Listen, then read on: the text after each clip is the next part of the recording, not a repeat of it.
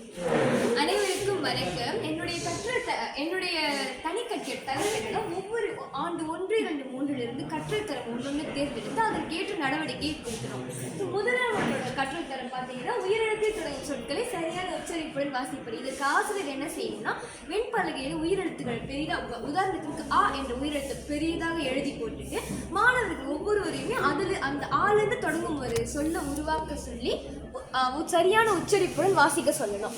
அடுத்து 2ஆம் ஆண்டோட பார்த்தீங்கன்னா லகர லகர லகர எழுத்துக்களை கொண்ட சொற்களை சரியான உச்சரிப்புடன் வாசிப்பது.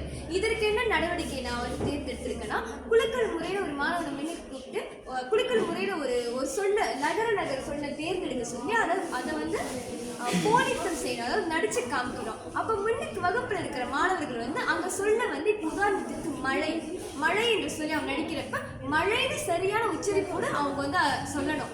அதுதான் அந்த நடவடிக்கை. 3ஆம் ஆண்டோட பார்த்தீங்கன்னா சந்த சொற்கள் அடங்கிய கவிதையை சரியான உச்சரிப்புடன் வாசிப்பது. இதற்கு என்ன செய்யணும், ஆசிரியர் ஒரு சந்த சொல் கவிதையை மாணவர்களுக்கு கொடுத்து மாணவர்களும் ஆசிரியரும் சேர்ந்து ஒன்றா சரியான உச்சரிப்புடன் வாசிக்கணும்.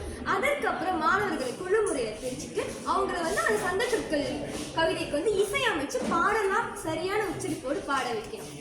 அவ்வளவு இத்துடன் தனிக்கட்டி நிறைவடைகிறது.